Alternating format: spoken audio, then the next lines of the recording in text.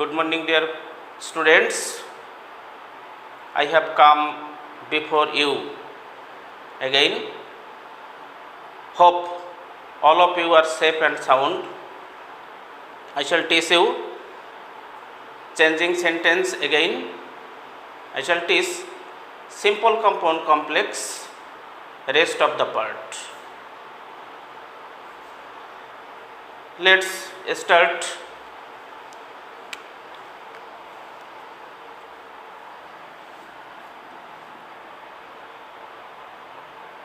I shall write in the board and you will follow what I write. 2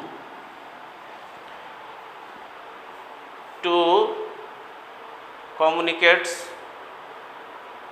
or correlate two sentences, two clauses, and it takes place between two sentences, such as we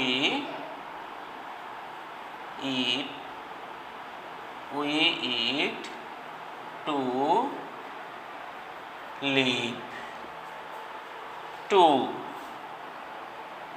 To after to there is a verb live, and this kind of sentence is simple sentence. We shall turn it into complex and then compound. If we do this, then what will be the sentence? At first we shall do it complex. We eat, in place of to will be so that. To থাকলে so that হবে, simply two, কমপ্লেক্সে so that. We eat so that we can oblique may live. তো শিক্ষার্থী বন্ধুরা, আমরা দেখলাম two থাকলে two এর জায়গায় সো দ্যাট হয়, টু এর জায়গায় সো দ্যাট হয়, এবং আমাদের মনে রাখতে হবে we should remember always that after so that the subject will take can or may in present tense, and in past tense could or might. আমরা প্রেজেন্ট টেন্সের একটা উদাহরণ দিয়েছি, এবার পাস্ট টেন্সের একটা উদাহরণ দেব। We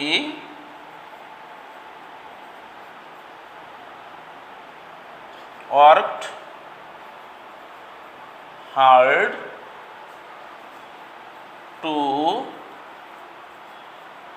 gain success. To gain success. What will be the complex sentence of this sentence? We simple complex simple complex we worked hard so that সবাই লিখে নাও, we could, টু এর জায়গায় কি হলো? so that, এই টু এর জায়গায় এই so that we could gain success. আমরা কঠোর পরিশ্রম করেছিলাম যাতে সফলতা অর্জন করতে পারি। এই হলো টু যুক্ত কোনো সিম্পল সেন্টেন্সকে কমপ্লেক্স করা। তো বন্ধুরা, এভাবে আমরা যত আসবে এভাবে ঠিক আমরা টু এর জায়গায় সো দ্যাট বসিয়ে কমপ্লেক্স করব, এবং এখানে আমরা কুড এর জায়গায় মে এর মাইট, মে থেকে মাইট, কুড অথবা মাইট যেটাই বসাই, both of two are correct. এই হলো আমাদের টু যুক্ত কোনো সিম্পল সেন্টেন্সকে কমপ্লেক্স করা। এবার এই সমস্ত সেন্টেন্সকে যদি আমরা কম্পাউন্ড করি তাহলে কি হবে? কম্পাউন্ড করলে we eat and so, and বা অ্যান্ড সো আমরা বসাতে পারি, and so we can live, we eat and so we can live, অথবা উই মে লিভ। আবার এই বাক্যটাকে যদি আমরা we worked hard to gain success, এই বাক্যটাকে আমরা যদি কম্পাউন্ড করি তাহলে কি হবে আমরা একটু দেখে নেই, করে নিই আমরা। তোমরা সবাই করে ফেলো, সবাই পারবে, তোমাদের সাথে আমিও করছি। We worked hard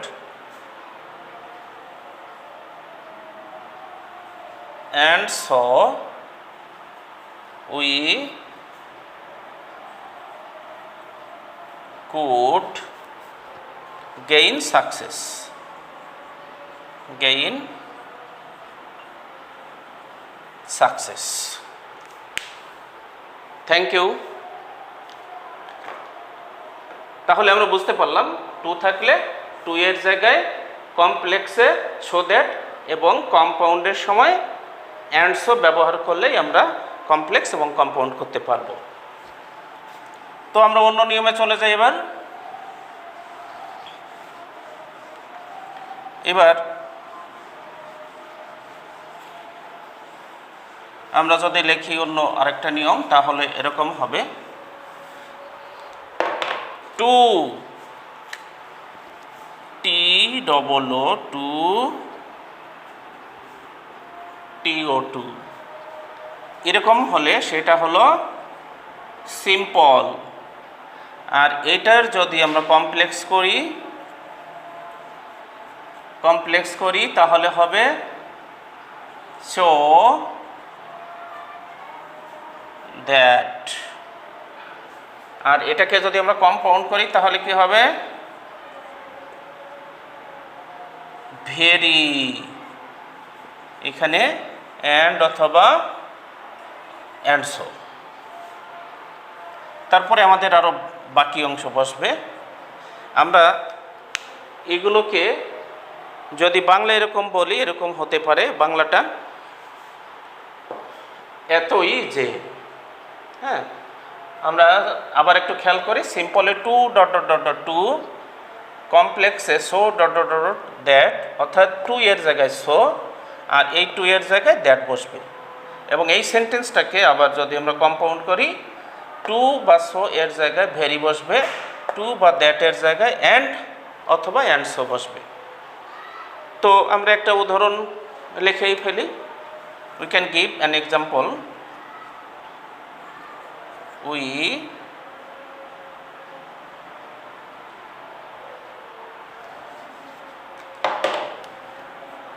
He was too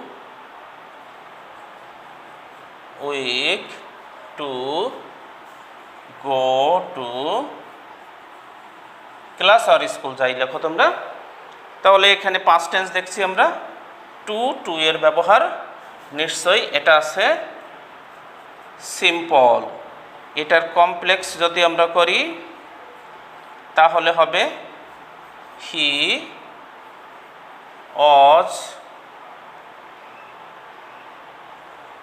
so weak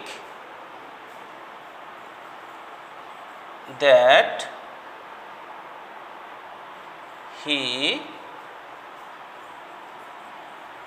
could not go to class. এখন দেখো এখানে একটা নট এসেছে, টু উইক, সে এতই দুর্বল ছিল যে সে ক্লাসে যেতে পারছে না। এই নাটাকে পরিষ্কারভাবে বোঝানোর জন্য আমাদের এখানে একটা নট আনতে হয়েছে। এটার বাংলা হলো সে এতই দুর্বল ছিল, সে দুর্বল ছিল টু গো টু ক্লাস, ক্লাসে যাওয়ার জন্য ক্লাসে যেতে পারছিল না।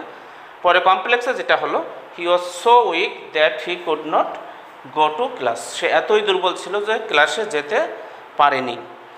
এবং এই সেন্টেন্সটাকেই যদি আমরা আবার কম্পাউন্ড করি তাহলে কি হবে? তাহলে যেটা হবে, আমরা উপরে একটুকু মুছে ফেলি,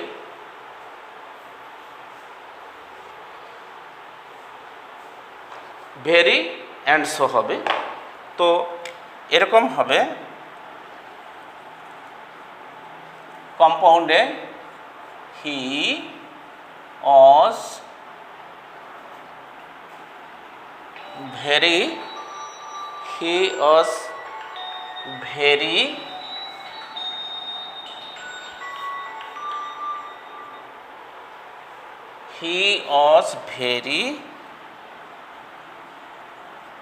weak and so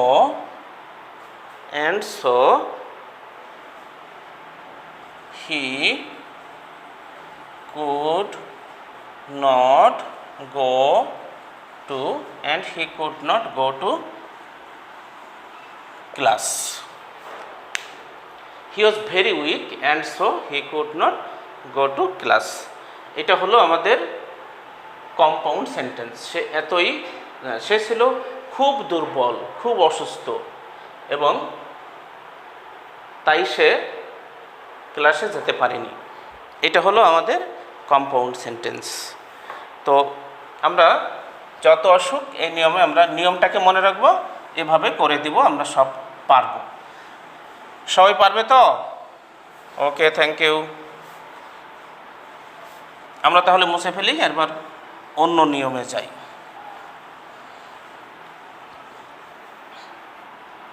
আমরা কিছু আছে দেখে দেখে, প্রশ্নটা দেখেই আমাদেরকে বুঝে ফেলতে হবে এটা কোন নিয়মে পড়েছে।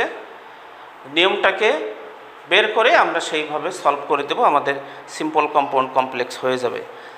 বন্ধুরা, আমাদের ম্যাক্সিমাম নিয়ম শেষ হয়ে গেছে, এরপর আর অল্প কিছু আছে, সেগুলো আমরা করে নেব।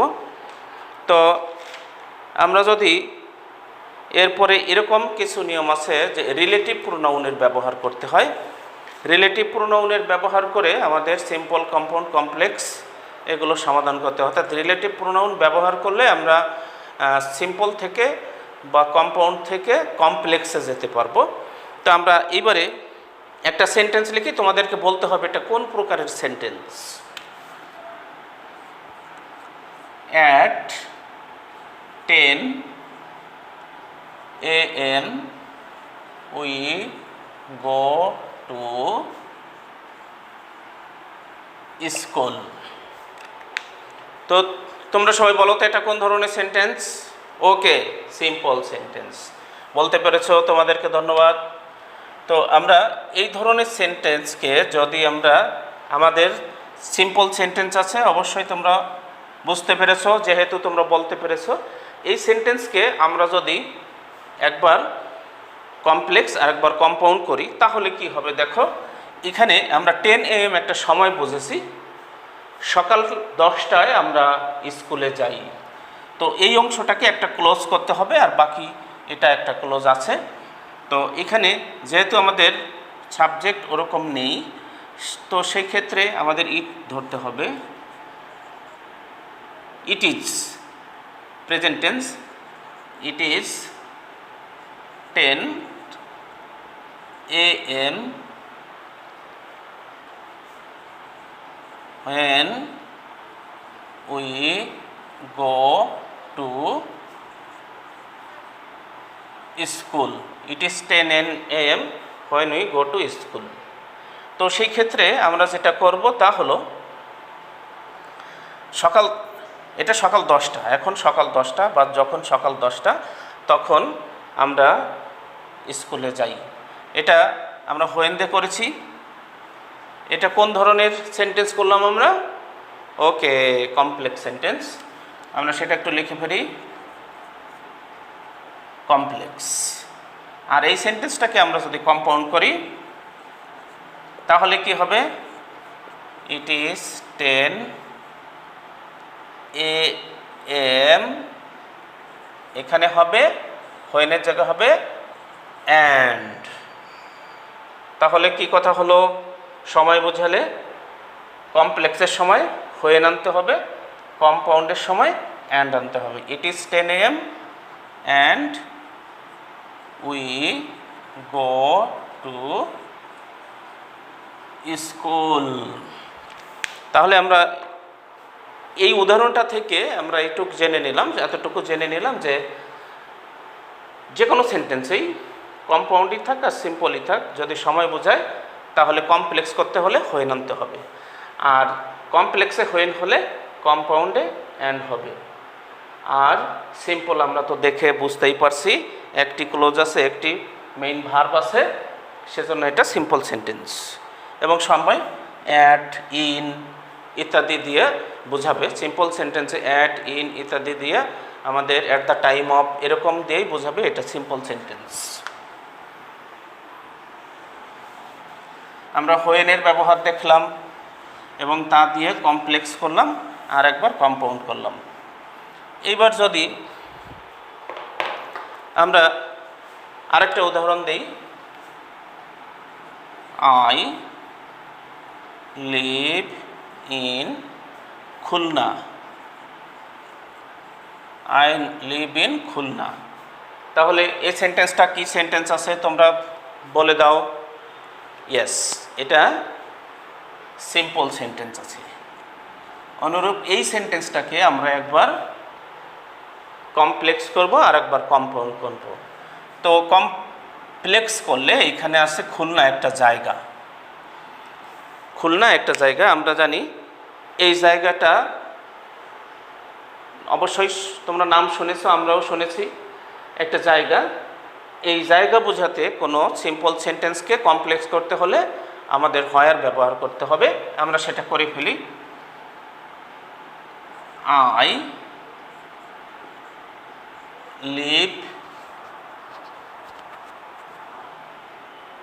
Live in Khulna.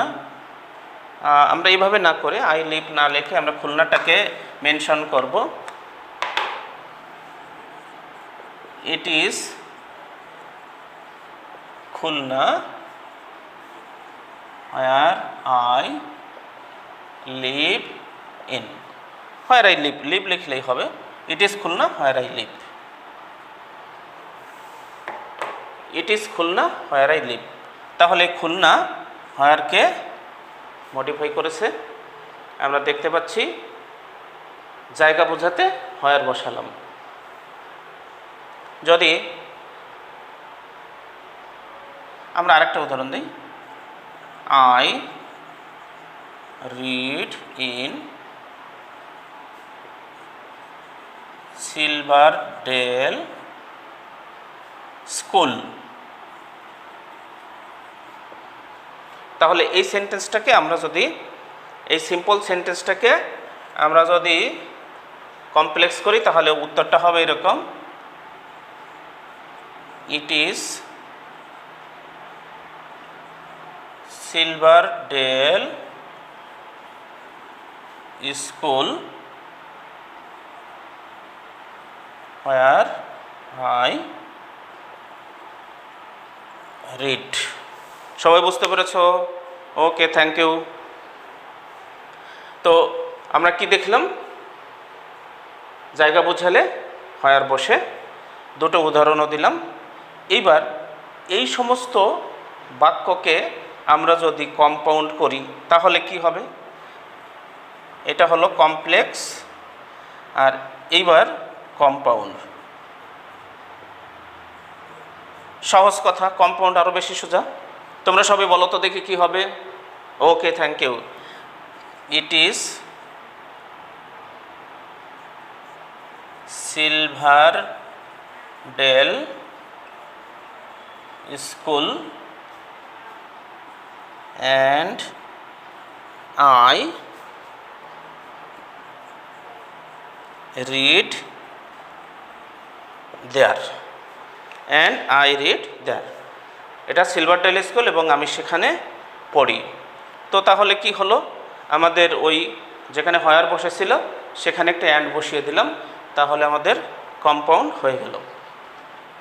Thank you বন্ধুরা। এবার এই আই লিভ ইন খুলনা এইটাকে আমরা আবার একটু কম্পাউন্ড করি।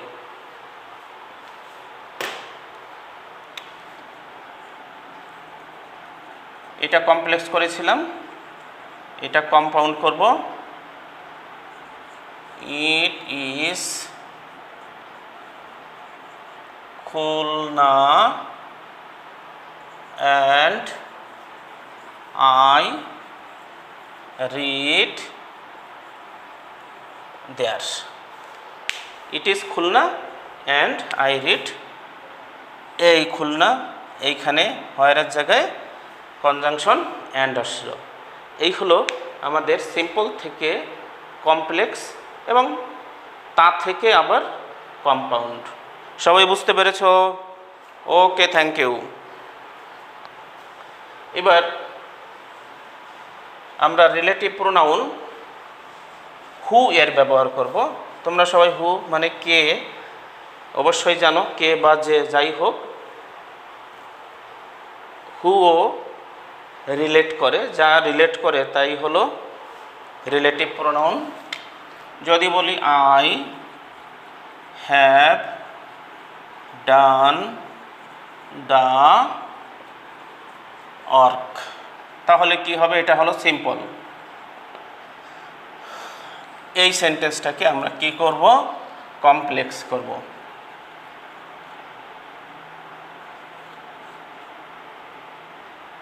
It is I who have done the work। আবার এই সেন্টেন্সটাকে যদি এরকম করি, কম্পাউন্ড করি, তাহলে এরকম হবে, it is I and so I have done the work অথবা and I done the work, I have done the work, এরকম হবে। তো এই হলো রিলেটিভ প্রোনাউন হু এর ব্যবহার। হু। এবার আমরা যদি হু এর পরে আরেকটা রিলেটিভ প্রোনাউন ব্যবহার করি তাহলে কি হবে? রিলেটিভ প্রোনাউন ব্যবহার করে আমরা কমপ্লেক্স করব। যেমন যদি বলি হেলথ ইজ ওয়েলথ, তো এটা আছে সিম্পল। এটাকে কমপ্লেক্স করলে it is health which is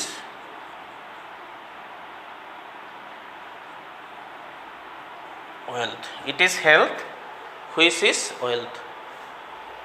আর অনুরূপ আমরা যদি কম্পাউন্ড করতেছি, এটার কম্পাউন্ড সাধারণত পরীক্ষাতে আসে না, আসলেও আমাদের অসুবিধা নেই, আমরা হুইচের জায়গায় অ্যান্ড সো অথবা অ্যান্ড বসাই দিলে হয়ে যাবে। ইট is health and so it is wealth অথবা অ্যান্ড ইট ইজ ওয়েলথ, এরকম। এবার আমরা যদি এরকম একটা রিলেটিভ প্রোনাউন ব্যবহার করি, হুজ। হুজ মানে হলো কার অথবা যার। তো একটা উদাহরণ আমরা দিয়ে ফেলি।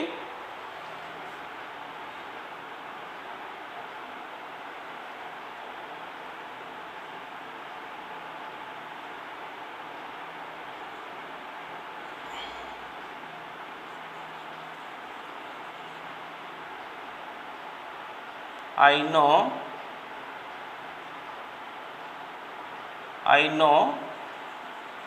him. I know him well. আমি তাকে ভালো করে চিনি। I know him well and his name, আমরা এবার কম্পাউন্ড থেকে কমপ্লেক্সে যাব, এই কারণে আমরা সিম্পল না দিয়ে একটা কম্পাউন্ডের উদাহরণ দিচ্ছি। I know him well and his name is Masum. তাহলে এই সেন্টেন্সটাকে আমরা যদি কমপ্লেক্স করি তাহলে কি হবে?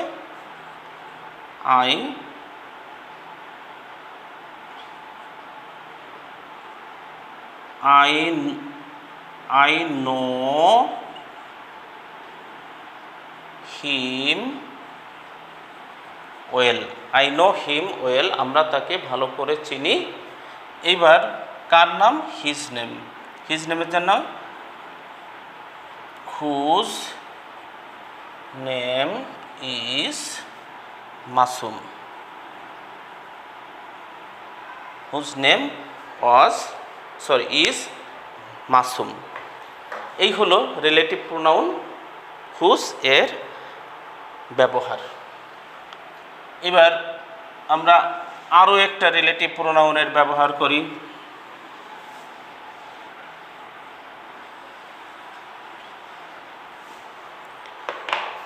আমরা একটু আগে লিখেছি হুইজ।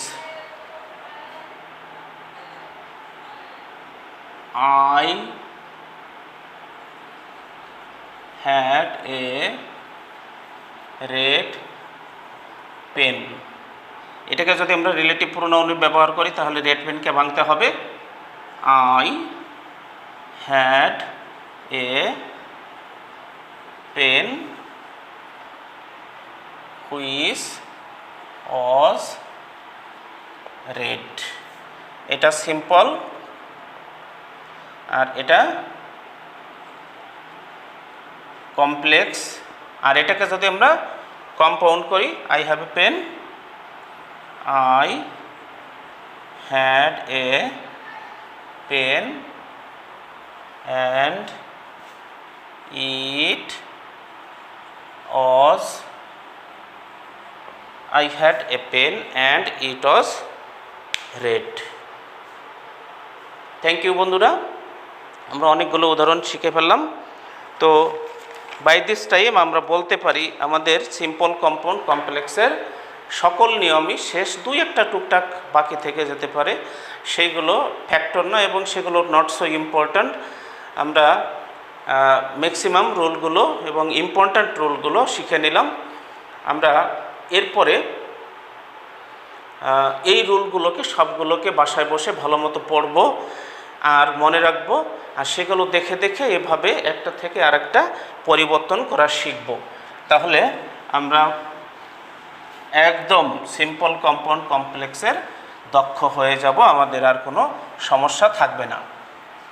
এবার চেঞ্জিং সেন্টেন্সের থেকে আমাদের চেঞ্জিং সেন্টেন্সে অনেকগুলো আইটেমই থাকে, তার মধ্যে সিম্পল কম্পাউন্ড কমপ্লেক্স এটা, তারপরে আছে মিনিং অনুযায়ী সেন্টেন্স, তারপরে আছে কম্প্যারিজন অফ অ্যাডজেক্টিভ, এগুলো পরিবর্তন করলে আমাদের ট্রান্সফরমেশন বা চেঞ্জিং সেন্টেন্স শেষ হয়ে যাবে।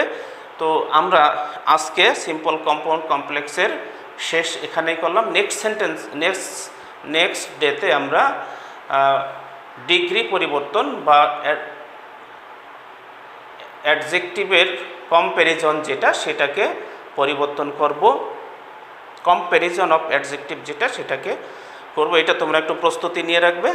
আর সকলকে এই সকল নিয়মের যেগুলো করানো হলো তার থেকে SW করতে বলা হলো যে 5টা করে সিম্পল কম্পাউন্ড, সকল নিয়ম থেকে 5টা করে সিম্পল কম্পাউন্ড কমপ্লেক্স একটা থেকে আরেকটা পরিবর্তন করে আনবে।